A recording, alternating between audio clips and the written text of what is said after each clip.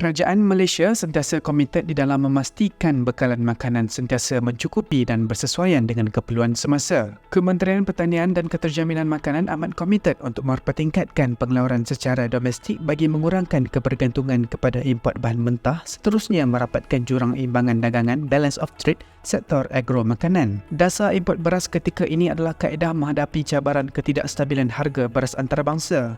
Ini adalah kerana dasar pengimport utama merupakan mekanisme yang berfungsi sebagai benteng untuk mengurangkan kesan ketidaktentuan kedudukan pasaran antarabangsa terhadap industri padi dan beras tempatan. Justru, pelbagai langkah dilakukan kerajaan untuk memastikan bekalan makanan lain sentiasa mencukupi untuk rakyat Malaysia. Dasar Agro Makanan Negara 2021-2030 digubal secara holistik untuk memberi tumpuan kepada pemodenan dan perkembangan sektor agro makanan serta meningkatkan sekuriti makanan negara. Pengukuhan 4 subsektor utama diberikan iaitu padi dan beras, buah-buahan dan sayur-sayuran, ternakan serta perikanan dan aquaculture. KPKM turut menyarankan kerajaan negeri membangunkan kawasan penanaman padi di negeri masing-masing bagi meningkatkan pengeluaran beras dalam negara. Langkah itu boleh dilakukan melalui kerjasama pelbagai kementerian termasuk Kementerian Pertanian dan Keterjaminan Makanan, Kementerian Kewangan dan Kementerian Perdagangan Dalam Negeri dan Kos Sara Hidup. Terdapat beberapa negeri yang berpotensi untuk membangunkan tanaman padi iaitu Sabah dan Sarawak,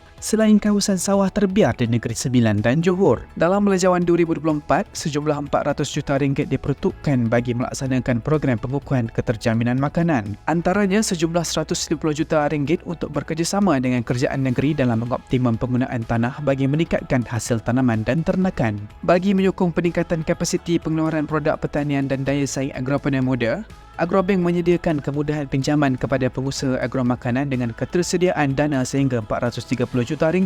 Bagi menjamin ekosistem produksi sektor pertanian, tabung bencana pertanian dengan dana RM50 juta disediakan bagi melindungi petani, peternak dan nelayan yang berdepan dengan musibah bencana sehingga memusnahkan hasil tanaman dan ternakan mereka. Mereka akan menerima pampasan sehingga 50% daripada nilai kerugian akibat bencana selain RM50 juta turut disediakan sebagai dana permulaan di bawah skim takaful tanaman padi untuk manfaat lebih 240,000 pesawah. Sinergi kerjasama agensi kerajaan dan sektor swasta dalam usaha meningkatkan pengeluaran makanan akan mengurangkan kebergantungan kepada bekalan import dan merealisasikan keterjaminan makanan negara. Sampai di sini, Assalamualaikum, salam sejahtera dan salam Malaysia Madani.